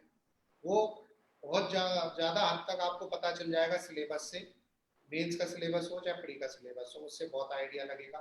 दूसरा, उसके बाद एनसीईआरटी से आप शुरू कीजिए, जो भी एनसीईआरटी है, चाहे हिस्ट्री की, चाहे पॉलिटी की, चाहे इकोनॉमिक्स की, ज्योग्राफी की, 6 to 12th एनसीईआरटी वो मस्ट है। दिक्कत तभी आती है जब कोई भी एस्पिरेंट बेसिक्स को छोड़ के बड़ी बड़ी किताबें तो पढ़ लेते हैं लेकिन एनसीईआरटी को नहीं पढ़ते। तो सबसे पहले शुरुआत करिए एनसीईआरटी से, और उसके अलावा जो अच्छी बुक्स हैं, चाहे हिस्ट्री की हो चाहे ज्योग्राफी की हो, वो मोर और लेस सारे स्टूडेंट किताबें पढ़ते हैं। बस वो किस ढंग से पढ़ते हैं उसमें अंतर रहता है, लेकिन मटेरियल सबका लगभग लगभग सेम रहता है। तो दूसरी चीज ये कीजिए आप। इसके अलावा तीसरी चीज जो टेस्ट सीरीज के बारे में बताया था, जब आपका सिलेबस कंप्लीट हो जाए, काफी हद तक आप पुराने साल के पेपर कवर कर लो, तब फिर आप टेस्ट सीरीज लगाइए, क्वेश्चंस खुद से लिखना शुरू कीजिए, आंसर। तीसरी चीज ये करनी है। इसके अलावा तैयारी के लिए जो ऑथेंटिक सोर्स हैं, चाहे वो गवर्नमेंट की डिफरेंट मिनिस्ट्रीज के हों, जैसे नीति आयोग का हो या अलग अलग मिनिस्ट्रीज के हों, तो उनका जो मटेरियल है उसको पढ़िए। इसके अलावा जैसे पीआरएस इंडिया है, राज्यसभा टीवी पे जो प्रोग्राम आते हैं उनको पढ़िए। और इसके अलावा जो नोट्स की जो बात है, जैसे अभिषेक ने भी बताया, उसमें मैं एक चीज ऐड करूंगा, नोट्स उस चीज के बनाइए जो चीज एज सच बुक्स में अवेलेबल नहीं है। कई लोगों को मैंने देखा है एनसीईआरटी के नोट्स बनाते हैं, या फिर पॉलिटी की जैसे बहुत अच्छी बुक आती है लक्ष्मीकांत, उसके नोट्स बनाते हैं। तो जो बुक में लिखा हुआ है उसी को आप दोबारा कॉपी में लिख रहे हैं, अलग अलग तरह के पेन यूज कर रहे हैं। कई की आदत होती है ये लाल का पेन, हरा पेन, नीला पेन, उसको सजा के लिख रहे हैं, उसका कोई मतलब नहीं है, उसका कोई औचित्य नहीं है। जो चीज अवेलेबल है आपके पास बुक्स में, यदि आपको लगता है इंपॉर्टेंट है, उसको वहीं अंडरलाइन कर लीजिए, बजाय उसको दोबारा रिप्रोड्यूस करने के। नोट्स उस चीज के बनाइए जैसे आपके न्यूज़पेपर है, तो आपको लग रहा है कि ये जो चीज पढ़ी है मैंने इंपॉर्टेंट है, उसको फिर आप लिखिए, उसके नोट्स बनाइए। कोई आपने सीरियल देखा, अच्छा प्रोग्राम देखा, जैसे सरोकार है, देश देशांतर है, उसमें आपको इंपॉर्टेंट चीज लग रही है, उसके नोट्स बनाइए। तो नोट्स उस चीज के बनाइए। बिल्कुल सर। और नोट्स के बिना वैसे भी किसी भी चीज़ को याद रखना बड़ा मुश्किल होता है। और अंतिम दिन जब जिस दिन एग्ज़ाम होता है, अभिषेक सर ने और आपने सही कहा कि यदि आप उसे रिवाइज ही ना कर पाएँ, यदि उसे बार बार उसे आप रिकॉल ही ना कर पाएँ अपनी मेमोरी में, तो फिर फ़ायदा नहीं है। और जितना छोटा नोट्स होगा, जितनी ज़्यादा बार रिवाइज होगा, उतना ज़्यादा आसान होगा। सर सभी जानना चाहते हैं, एक्चुअली दर्शकों की बहुत ज़्यादा डिमांड है कि आप तीनों के इंटरव्यू का अनुभव क्या रहा। हम ज्येष्ठा जी से शुरू करते हैं कि आपके इंटरव्यू क्या था, क्योंकि सभी को लगता है एक मेंस के बाद में सबसे बड़ा पड़ाव जो आपका इंटरव्यू सेगमेंट का होता है, उसका क्या प्रेशर रहा और आपके लिए वो किस तरह का अनुभव रहा। मेरा व्यक्तिगत तो यूपीएससी के इंटरव्यू का अनुभव बहुत ही अच्छा रहा। और मेरा पहला ही इंटरव्यू था, सुजाता मेहता मैडम का बोर्ड था, वो इंडियन फॉरेन सर्विस के अधिकारी हैं। थोड़ा सा मैं लोगों को ये बताना चाहूँगी कि जैसे बहुत सारी भ्रांतियाँ जो हैं यूपीएससी की परीक्षा से जुड़ी रहती हैं। जैसे कि इंटरव्यू में क्या पूछते हैं, आप देखें कई तरीके के सवालात भी हैं जो इंटरनेट पे फ्लोट होते रहते हैं कि वो ऐसा पूछते हैं, या कुछ ट्रिकी क्वेश्चन या जीके का ट्रिविया पूछते हैं। तो मैं आप लोगों को बता दूं कि ऐसा अमूमन नहीं होता है। मैं जितने लोगों से मिली हूँ, हम में से तो किसी के साथ भी ऐसा नहीं हुआ कि बहुत ऐसे ट्रिकी क्वेश्चन पूछे गए हैं, या जैसे जैसे कि हम यूजुअली पहेलियाँ पूछते हैं, ऐसा नहीं होता। एक बहुत ही प्रोफेशनल बोर्ड बैठता है, इसमें एक चेयरमैन होते हैं जो यूपीएससी के मेंबर होते हैं, और बाकी 4 या 5 लोग होते हैं जो उनके साथ आपका इंटरव्यू लेते हैं। आपका जैसे ही आपका मीन्स क्लियर होता है तो उसके बाद एक डिटेल्ड एप्लीकेशन फॉर्म, डैफ जिसको हम बोलते हैं, वो आपको मिलते हैं, जिसमें आप अपना नाम, आपका एड्रेस, आपका परमानेंट एड्रेस, आपका एजुकेशन क्वालिफिकेशंस, फिर आपका कोई प्रायर वर्किंग एक्सपीरियंस रहा है वो, और आपकी हॉबीज़, और या फिर और जो एक्टिविटीज़ आपने जिसमें पार्टिसिपेट किया हो, फिर आपकी प्रेफरेंस, सर्विस की प्रेफरेंस और आपकी कार्डर की प्रेफरेंस। तो इस तरीके का एक पूरा 18 से 20 पेजेस का एक पूरा फॉर्म होता है। और आपका जो इंटरव्यू भी जो बेस्ड होता है, वही उसका जो जो स्केलेटन है वही उसको डिसाइड करता है। हाँ, क्योंकि जैसे कि हर इंडिविजुअल जो यूपीएससी के जो बोर्ड मेंबर है वो खुद अपने आप में बहुत भिन्न पर्सनालिटी के हैं, तो वहाँ पर वेरिएशन हो सकता है, लेकिन एक तरीके से ही आपसे इंटरव्यू अप्रोच किया जाता है। आप अगर पहले इंजीनियर रहे हैं तो हो सकता है इंजीनियरिंग के प्रश्न पूछे जाए। आपका ऑप्शनल जैसे कि मेरा सोशियोलॉजी रहा है तो हो सकता है आपका सोशियोलॉजी पे क्वेश्चंस आए। उस वक्त अगर कोई ऐसा ज्वलंत मुद्दा चल रहा हो, जैसे कि अगर शैलेंद्र सर ने Indian police service number first preference डाला है, और अगर पुलिस रिलेटेड कोई मुद्दा चल रहा हो तो डेफिनेटली उन पर वो क्वेश्चन आने की संभावना है। तो ऐसे कई सारे आप अपना डैफ जब देखते हैं और अगर आप मॉक इंटरव्यूज भी लेते हैं, जिसको मैं पर्सनली रिकमेंड करती हूँ, कि कई बार हम देखते हैं कि हमारी बातचीत में, हमारे कॉन्डक्ट में इनफॉर्मेलिटी आ जाती है, जो कि इस तरीके के एक जिम्मेदार पद पर आपसे अपेक्षा नहीं की जाती है। तो आप मॉक टेस्ट देंगे, अगर आप 3 या 4 भी देंगे, तो आपको समझ में आएगा कि आपके बात कहने में कितनी रुकावट आ रही है और आप किस तरीके से अपनी बात को कह पा रहे हैं। मेरा अनुभव तो बहुत अच्छा रहा है और मुझे अंक भी अच्छे मिले हैं। और बहुत ही जो सुजाता मेहता मैडम ने मेरी जो सोच है, जो किस तरीके की मेरी पर्सनालिटी है, उस पर उन्होंने पूरे इंटरव्यू को फिगर किया था, उसको पूरा कॉन्फ़िगर उसी हिसाब से किया था। सोशियोलॉजी पे प्रश्न आए हैं या मेरे इंजीनियरिंग पे प्रश्न आए, और चूंकि मैं ऑलरेडी एक सिविल सर्वेंट थी, मैं डिप्यूटी एसपी रही मुरैना पे, तो काफ़ी सारा मेरा इंटरव्यू उस पर भी बेस्ड रहा। और मेरी हॉबीज़ भी, मैंने क्योंकि मूवीज़ देखना, अकेडमी नॉमिनेटेड मूवीज़ देखना है, मैंने अपने इंटरव्यू में बताया था, तो उस पर भी मेरा काफ़ी एक मेजर प्रश्न रहा। I was very well prepared. मैंने काफ़ी अच्छे से एक एक डैफ के एक एक वर्ड पर मैंने जितने भी प्रोबेबल क्वेश्चंस हो सकते थे उस पर मैंने ऑलरेडी तैयारी करी थी। करंट अफेयर्स भी, क्योंकि मेंस दे के आते हो तो आप समझिए कि आपका जो जो फॉर्डर होता है वो तो आपका प्रिपेयर्ड होता ही है। दैट इज़ वाई इंटरव्यू, जो पर्सनालिटी टेस्ट है, interview is a misnomer. Personality test जो है आपका, it is planned after the mains examination only. तो आपको जो नॉलेज पार्ट जो है वो आपका जज ने कर ही लिया है आपके मेंस के एग्जामिनेशन के थ्रू, बट आपका व्यक्तित्व कैसा है उसको वो थोड़ा सा परखने की कोशिश रहती है पर्सनालिटी टेस्ट में। तो knowledge part plus how do you conduct your self, आप किस प्रकार के व्यक्तित्व हैं, आपकी कैसी सोच रखते हैं, आपको क्या पसंद है, उस पर भी वो आपको कई पैरामीटर्स पे देखते हैं। तो एक स्ट्रक्चर्ड तरीके से इंटरव्यू मैंने तैयारी करी है and I have been rewarded proportionate to that effort. जी बिल्कुल सर, हम आप दोनों से भी जानना चाहेंगे आपका कोई इंटरव्यू के दौरान का ऐसा विशेष अनुभव कुछ जो आप साझा करना चाहें, या उससे नए एस्पिरेंट को कुछ ये जानने को मदद मिले कि हम कैसे उसकी तैयारी कर सकें। ये लगभग बातें तो ज्येष्ठा ने बता दी कि इंटरव्यू में क्या क्या बिंदु होते हैं, क्या क्या कवर करना होता है, सब कुछ बता दिया है उन्होंने कि ये है, ये चीजें हैं।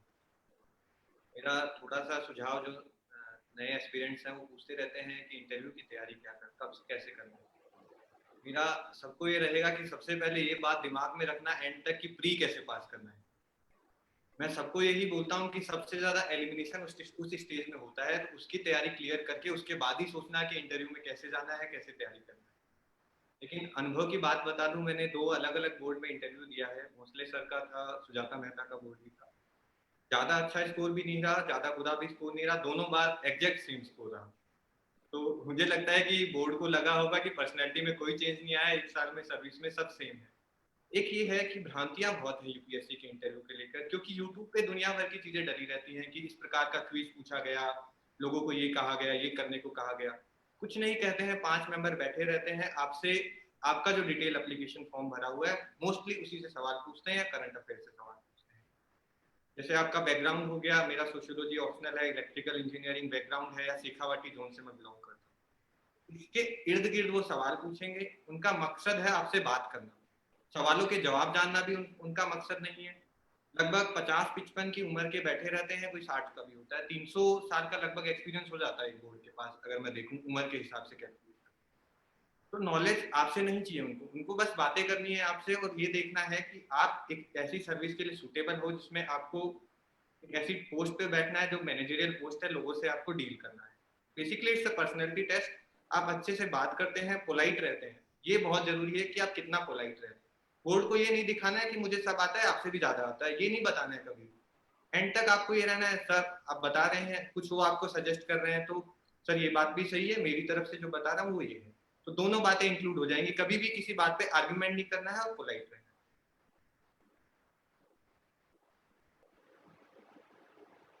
बिल्कुल शैलेंद्र सर, आपका भी थोड़ा अनुभव इसका हम जानना चाहेंगे सभी। मेरा इंटरव्यू को लेके काफी बड़ा अनुभव रहा है। 4 इंटरव्यू दिए मैंने। चौथे इंटरव्यू में फिर मैं आईपीएस बना। तो जैसा कि अभिषेक ने बताया, पहले तो पोलाइट रहना है। यदि आपसे कोई क्वेश्चन पूछा जा रहा है, आपको आंसर आता है चाहे नहीं आता, लेकिन आपको पोलाइट वे में जो बात करनी है, लेकिन फर्म रहना है। कई बार वो आपकी फर्मनेस चेक करते हैं, जो दृढ़ता है। आप भले विनम्र रहिए लेकिन दृढ़ रहिए। आपके कहने का जो बात करने का तरीका हो, वो ऐसा उनको झलकना चाहिए कि ये भावी सिविल सर्वेंट बनने के लायक है।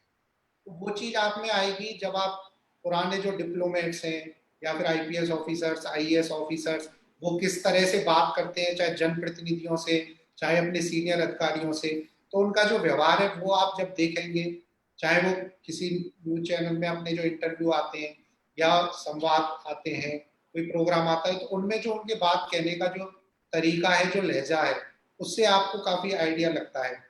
दूसरी चीज जो इम्पोर्टेंट है वो है जो हम, जैसा कि ज्येष्ठा ने बताया, डिटेल्ड एप्लीकेशन फॉर्म जो हम भरते हैं, उससे ज्यादातर क्वेश्चंस अराइव, उससे ज्यादातर क्वेश्चन पूछे जाते हैं।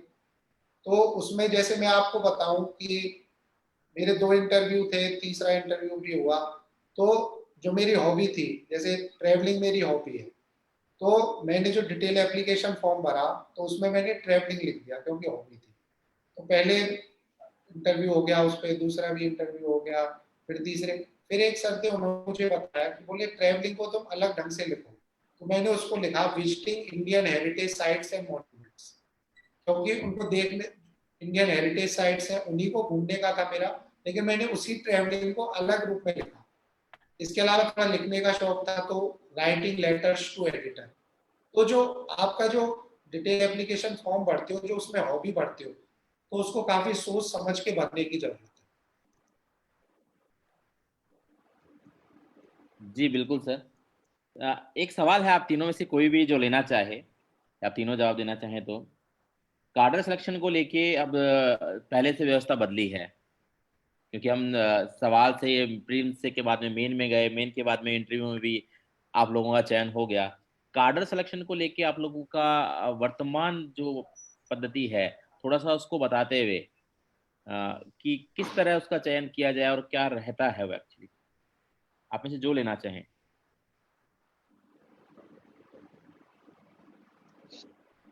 आप में से अभिषेक सर ले लेंगे।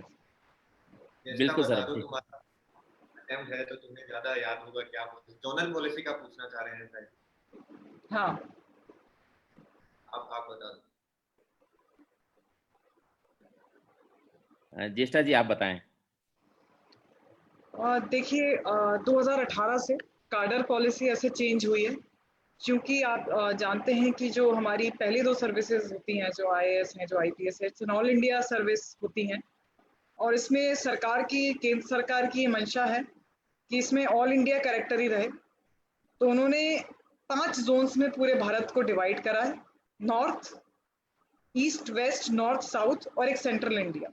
और उसी तरीके से उन्होंने सारे स्टेट्स को वहाँ पर सेट किया है। मान लीजिए अगर आपने पहली जो अपनी प्रेफरेंस रखी है सेंट्रल जोन से, जैसे मान लीजिए मैं मध्य प्रदेश से हूँ और मैंने अगर अपनी पहली प्रेफरेंस मध्य प्रदेश रखी है, तो अब मैं अपनी दूसरी प्रेफरेंस उसके आस पास वाले राज्य से नहीं रख सकती हूँ। अगर मैंने सेंट्रल इंडिया को पहले प्रेफरेंस दिया है तो दूसरा मैं साउथ से लूँ, या नॉर्थ से, या नॉर्थ ईस्ट से, या वेस्ट से। तो इस तरीके से सरकार चाहती है कि जो एस्पिरेंट है, जब वो ऑफिसर बने, तो वो अपने कार्डर के दूर भी जाने में उनको अच्छा लगे, कंफर्टेबल रहे, और ऑल इंडिया कैरेक्टर सर्विस को मिले। मेरे पर्सनल जो मेरा इसमें मत है कि ये एक अच्छा सेटअप रहेगा, जिसमें से कि आप देखते हैं कि जो बाहर के भी जो लोग आते हैं तो कई बार बहुत अच्छा काम करके जाते हैं। इनफैक्ट इस तरीके की सोच रखना कि हम सिर्फ अपने होम कार्डर में ही अच्छा काम कर सकते हैं, या फिर अपने इर्द गिर्द जो और कार्डर्स हैं उसमें अच्छा काम कर सकते हैं, या उसमें हमें चीज़ें सहूलियत हो सकती है। तो आई थिंक ये इस तरीके की भी एक भ्रांति को तोड़ता है, इस तरीके की कार्डर पॉलिसी।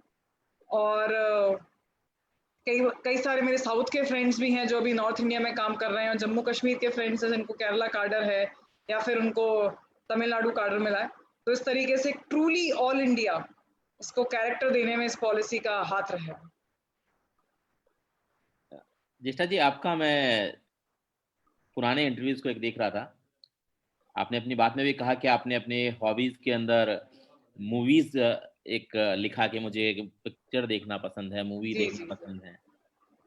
आपका एक कुंग-फू पांडा को लेके एक आपको आपने कुछ शायद आपके साथ में हुआ था, तो आप साझा जी करना जी चाहेंगे? जी मैं अपनी बात ब्रीफ ही रखूंगी। एक्चुअली मुझे हॉलीवुड मूवीज देखना बहुत अच्छा लगता है, और इनफैक्ट जिनको ऑस्कर नॉमिनेटेड जो मूवीज रहती हैं मुझे जो उसका जो स्टोरी लाइन रहता है and the concept behind that और जिस सोच के साथ वो मूवीज बनती है मुझे बहुत ही इंटरेस्टिंग लगती है। कुंग फू पैंडा के लिए मुझे याद है जब मैं अपने कॉलेज के फर्स्ट ईयर में थी या सेकेंड ईयर में थी तब मैंने ये मूवी देखी थी। और इसका जो मेन कैरेक्टर है पो, मुझे ऐसा लगता है कि सभी को उसी की तरह बनना चाहिए। ही इज़ वेरी स्मार्ट लेकिन वो कभी उसको दिखाना नहीं चाहता है। और उस मूवी में एक छोटा सा सीन आता है जो मेरा one of my most favourite और टचिंग सीन्स रहा है। तो उसमें पो ये कहता है, पो के सामने एक कांच होता है और उसके फादर उसको बोलते हैं कि उस कांच में ऐसा कहा जाता था कि कुछ दिव्य शक्तियां हैं, जो भी उस कांच को देख लेगा वो ग्रेट बन जाएगा। लेकिन जब वो अपने आप को उस कांच में देखता है तो ऐसा कुछ भी नहीं होता। तो एंड में उस सीन में दिखाया गया है कि जिस भी दिव्य शक्तियों को, जिस भी मैजिक को, जिस भी डिवाइन पावर को आप सोचते हो कि वो कहीं और से हम में आएंगी, तो वो आप ही हैं, उसका मैनिफेस्टेशन आप ही है, तभी वो कांच था। तो इसलिए मेरे साथ जो अभिषेक सर हैं, शैलेंद्र सर हैं, हम सभी लोग जो सक्सेसफुल एस्पिरेंट्स हुए हैं अब ऑफिसर्स हैं, मैं आप लोगों को सभी एस्पिरेंट्स को बताना चाहूंगी कि there is no special ingredient, there are no special powers in anyone जो भी इस एग्जाम को क्लियर करता है। जब हम एस्पिरेंट होते हैं तो हमें ऐसा लगता है कि जो लोग सक्सेसफुल हो रहे हैं वो पता नहीं क्या खाते होंगे, कैसे रहते होंगे, कैसे पढ़ते होंगे। लेकिन बस आपकी मेहनत और आपका जो आपने दिन जो अपने लिए एक लक्ष्य सेट किया है कि दिन के एंड में ये, वीक के एंड में ये, मंथ के एंड में ये, अगर आप जैसे इसकी एनालॉजी मैं आपको बताऊंगी, जैसे आप 12th अपना स्टैंडर्ड पढ़ते हैं, उसमें आप पहले अपना मंथली टेस्ट देते हैं, फिर अपना ट्राइमेस्टर वाला जो पहला आपका जो एग्जाम रहता है, फिर मंथली टेस्ट, फिर सेकेंड टर्मिनल, फिर थर्ड टर्मिनल, फिर प्री बोर्ड और बोर्ड। उसी तरीके से एक साल को आप पूरा स्ट्रक्चर करते हैं, तभी तो आप फाइनल एग्जाम दे सकते हैं। तो बिल्कुल ठीक उसी प्रकार से अपनी यूपीएससी की पढ़ाई को आप स्ट्रक्चर करें। जो लोग इसको क्लियर करे हैं वो इसी वजह से करे हैं क्योंकि उन्होंने स्ट्रक्चर्ड और एक डेडिकेटेड अप्रोच के साथ किया है। There is no special ingredient. ये एक ऐसी परीक्षा है, जब मैंने इस कॉन्वर्जेशन में ज्वाइन किया, जैसा शैलेंद्र सर कह रहे थे, जिसमें हर प्रकार का व्यक्ति आपको पास करते दिखेंगे। और अगर 1000 जो स्टूडेंट्स अगर वो पास करें इस एग्जामिनेशन को, तो 1000 लोगों की बिल्कुल 1000 यूनिक स्टोरीज हैं, यूनिक पर्सनैलिटीज हैं। तो आप कहें कि एक की पद्धति, एक की स्ट्रेटेजी दूसरे पे लागू होगी कि नहीं, तो आपको भी अपनी राह खुद ही चुनिए, अपने स्वयं पर विश्वास रखिए और ये बिल्कुल आप सोचना भूल जाइए कि इस तरीके का कुछ होता तो मैं इसको क्लियर कर लेता या कर लेती। आप जहां हैं, जैसे हैं, अमीर हैं, गरीब हैं, English medium, Hindi medium, science background, non science background, humanities background, किसी प्रकार के बैकग्राउंड से हैं, किसी भी शहर से हैं, गांव से हैं, you have enough stories to relate to. और अब जहां हैं, जैसे अगर आप तैयारी करना चाहते हैं तो आप इनफ है। वो सर्कमस्टांसेस जिस स्थिति में आप हैं वो काफी हैं इस एग्जाम में आपको सफलता दिलाने में। जी मैम, बिल्कुल आपने सही कहा कि वो बिल्कुल एक मूवी थी, एक काल्पनिक दृश्य था, लेकिन ये जीवन में उतनी ही हकीकत है, उतनी सच्चाई है कि कोई सीक्रेट इंग्रेडिएंट नहीं होता, आप खुद वो एक सीक्रेट इंग्रेडिएंट होते हैं। आपने सही कहा कि वो एक सक्सेसफुल एस्पिरेंट यदि अपने आप पे यकीन करे तो वो भी ज्येष्ठा मैत्रेय, शैलेंद्र इंदौलिया और अभिषेक खन्ना बन के अपने अपने सपने को पूरा कर सकते हैं। और आज का जो टॉपिक था वो भी यही था कि संघर्ष और समर्पण, डेडिकेशन, मतलब खुद पे विश्वास के साथ में यदि उसको किया जाए तो आप खुद अपने लिए वो एक सीक्रेट इंग्रेडिएंट और एक छुपी ताकत है जो आपके लिए उस हर बाधा को दूर कर सकती है और आपको अपनी मंजिल से मिला सकती है। मैं आज के सेशन को इस समापन की ओर जा रहा हूं मैम, और आप तीनों से मैं सिर्फ 2 चीज़ों पे एक एक सवाल लेना चाहूँगा। ये आखिरी सवाल हैं क्योंकि सेशन हम लोग काफ़ी समय हो चुका है शुरू हुए। कोविड के दौरान आप लोगों के क्या अनुभव रहे कि कोविड के दौरान आपको क्या महसूस हुआ कि आप नई सेवा में आए, आपको आके आपने देखा कि अनफोर्सीन कंडीशंस हैं, तो आपके लिए कोविड क्या लेके आया? दूसरा, राजस्थान पुलिस का अपनी आवाज जिसके अंतर्गत हम आज अभी चर्चा में हैं, महिला अत्याचारों के विरुद्ध वो एक जागरूकता अभियान को लेकर चल रहे हैं। तो वर्तमान में 2 अभियान जागरूकता के चल रहे हैं। जन आंदोलन हमारा कोरोना विषय को लेकर चल रहा है और आवाज सेगमेंट है जो महिला अत्याचारों के खिलाफ लोगों को जागरूक करने के लिए चल रहा है। तो मैं आप तीनों से इसके ऊपर एक संक्षिप्त टिप्पणी के साथ में, आपके अनुभव के साथ में आज के सेशन को पूर्ति की ओर लेके जाना चाहूंगा। अभिषेक सर आपसे। पुलिस वाला जो सवाल है मैं चाहूंगा कि वो शैलेंद्र सर ने, बाकी जो कोविड का अपना अनुभव का जो आप बात कर रहे हैं, कोविड में सबका एक वेरिड एक्सपीरियंस रहा। मैं एसडीएम के रूप में पोस्टेड था, उस टाइम मैं अलवर था। तो ये जो 3-4 महीने का जो पीरियड था, लॉकडाउन का जो दौर था, उसमें तरह तरह की चीजें देखने को मिली।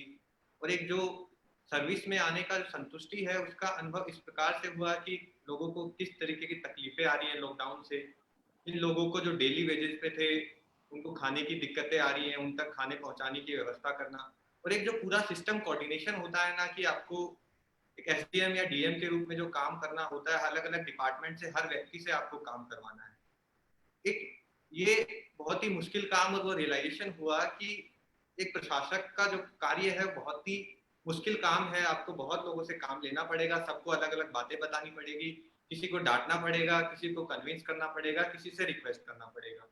लोगों से रिक्वेस्ट भी करना पड़ता था, लोगों को डराना भी पड़ता था कि आप लॉकडाउन में अंदर रहें, मूल भावना की पालना करें कि मास्क पहनना है, आपको सैनिटाइजर का इस्तेमाल करना है। इसके पीछे अवेयरनेस कैंपेन भी चलाने पड़े। एक ये भी देखने को मिला इस दौरान कि बहुत सारे ऐसे लोग हैं जो लगता है जिनको कि जो सक्षम हैं, वो अपने आप आगे आ जाते हैं। ऐसी भी परिस्थिति कभी भी अपने देश के साथ या अपने साथ बनती है, वो अपने आप आपसे जुड़ाव करते हैं, आपको आगे बताते हैं। मैं एसडीएम के पद पे रहा तब कुछ लोग गेहूं देने तक आते थे कि साहब ये गरीबों को बांट दो, कुछ खाना देने आ जाते थे, कुछ इवन कैश में देने आ जाते थे।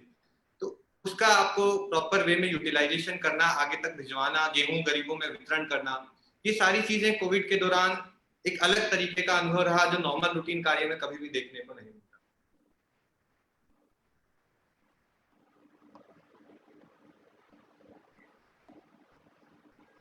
शैलेंद्र सर आपसे जानना चाहेंगे, कोविड और अपनी आवाज जो हो, राजस्थान पुलिस का अभी आवाज सेगमेंट चल रहा है, उसमें महिला अत्याचारों के ऊपर बात हो रही है और उसके विरुद्ध जागरूकता की बात हो रही है, तो आप उसके बारे में थोड़ा सा। हाँ, जो कार्यक्रम चल रहा है पीएचपी की तरफ से चलाया गया, राजस्थान सरकार का है, इसमें action against crime, women related crime and awareness for justice. Basically जो महिला अत्याचार होते हैं उसके संबंध में त्वरित अनुसंधान करना, और जो अपराधी हैं उनको उनके जुर्म की सजा तुरंत दिलवाना। इसके अलावा न्याय के संबंध में अवेयर करना, महिलाओं को, पुरुषों को, जो भी रिलेटेड है उनको कानून की जानकारी देना, विधि सम्मत कार्रवाई करना। ये इस जो कार्यक्रम चलाया गया उसका ये उद्देश्य है। दूसरी चीज जो आपने पूछी मुदित जी, कोरोना को लेके, तो कोरोना एक ऐसी आपदा महामारी है जिसके संबंध में पहले ना तो हमें एकेडमी में बताया गया था, ना हमने पहले फील्ड में देखा था। इसी साल का ये जो अनुभव था, तो लोगों के बीच रह के उनको बचाना है। उसके अलावा पुलिस को जो यूनिफॉर्म सर्विस है, उसने उसके रूप में जो यूनिफॉर्म सर्विस है पुलिस की, जो फर्स्ट रेस्पॉन्डर की भूमिका थी, जैसा मैंने आपको पहले भी बताया, तो लोगों का जो भला करने का जो मौका मिला कोरोना में, और उसके साथ साथ पुलिस की एक सकारात्मक इमेज, जनरली लोगों को ये रहता है क्योंकि पुलिस जो बना है, सिस्टम बना है, वो लोगों की भलाई के लिए बना है, लेकिन कई बार लोगों को लगता है कि पुलिस उनके अधिकारों को संकुचित करती है, उनके अधिकारों को पे कुठाराघात करती है। तो उसको लेके पुलिस की एक जो इमेज है समाज में, धीरे धीरे कई लोगों के मस्तिष्क में नकारात्मकता की ओर चली जाती है। लेकिन कोरोना में पुलिस ने, यूनिफॉर्म सर्विस ने, बाकी अदर डिपार्टमेंट ने दिखा दिया कि हम बढ़ चढ़कर जनता के साथ मिलके, हमारी एक सकारात्मक इमेज है, और सभी लोगों ने बढ़िया, सब लोगों का सेवा की। पुलिस ने अलग अलग जगह अपने कार्यक्रम चलाए, उसके कारण ही काफी हद तक इस महामारी से रिलेटेड काबू पाया जा सका है। अभी भी ये महामारी है, तो उसके संबंध में जो 3 बातें हैं उनका हमें स्पेशली ध्यान रखना है। जब भी हम पब्लिक गैदरिंग में या फिर बाकी लोगों के कांटेक्ट में आए, मास्क हमेशा रखना है, सैनिटाइजर का प्रयोग करना है, और लोगों से जब भी कांटेक्ट में सामाजिक दूरी बना के रखनी है। तो इन 3 बातों पर यदि ध्यान देंगे तो काफी हद तक कोरोना पे अंकुश पाया जा सकता है। जी बिल्कुल ज्येष्ठा जी, आपसे इस अंतिम सवाल के रूप में जानना चाहेंगे कि आवाज के अंदर महिला और बाल अत्याचारों के खिलाफ हम बेखौफ रहने की एक अपील आप, क्योंकि एक महिला ऑफिसर हैं, तो आपसे चाहेंगे। बिल्कुल इसमें बेखौफ रहना है। महिला अत्याचार, महिला सुरक्षा पर हम काफ़ी समय से काफ़ी बातें करते आए हैं, बट एक महिला होने के नाते बस मैं यही कह पाऊँगी, मैं एक पुलिस होने के नाते ये बात नहीं कह रही हूँ, महिला होने के नाते कह रही हूँ कि हर जगह पुलिस नहीं पहुँच सकती। हर जगह सरकारी महकमा नहीं पहुँच सकता। जितने भी महिला अपराध हैं उसमें जो 94% जो ऑफेंडर्स हैं, जो इस तरीके के अपराध कर रहे हैं, जो हिंसा कर रहे हैं, वो विक्टिम द्वारा नोन है। वो उसी के कोई मुँह बोले भाई हैं, पिता है, वो उसी के पड़ोस में रहने वाला कोई लड़का है। तो आप सोचिए कि घर की चार दीवारी में भी सरकार घुसेगी या पुलिस आ पाएगी, ऐसा संभव नहीं होगा। इसलिए ज़रूरी है कि इसको जन आंदोलन की तरह चलाया जाए।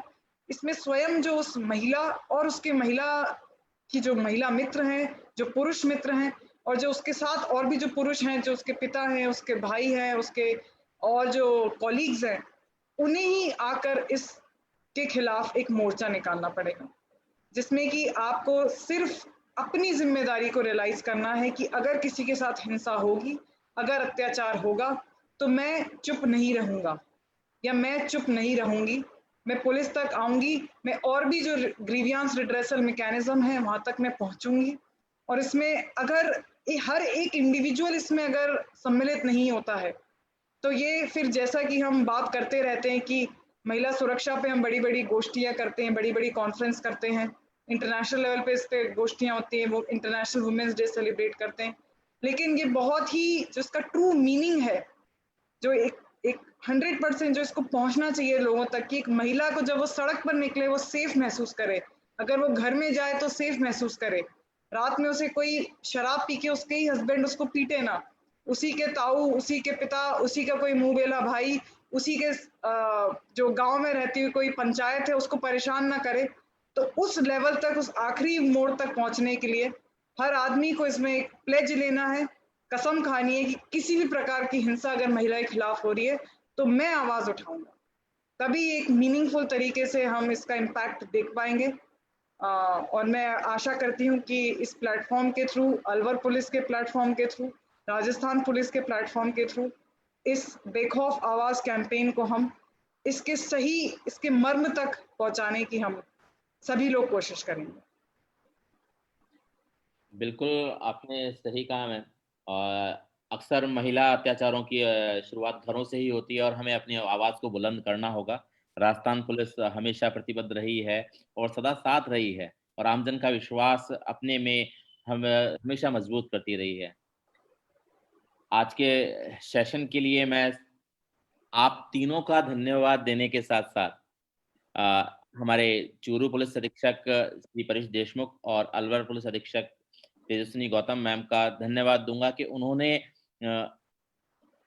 हमें इस तरह का मौका दिया सभी को, जो काफ़ी समय से एक माँग थी, काफ़ी समय से एक रिक्वेस्ट आ रही थी कि यूपीएससी के ऊपर आप सभी लोगों को अनुभव को साझा किया जाए, तो उन्होंने ये अवसर दिया, उसके लिए उनका धन्यवाद। और आप तीनों का धन्यवाद।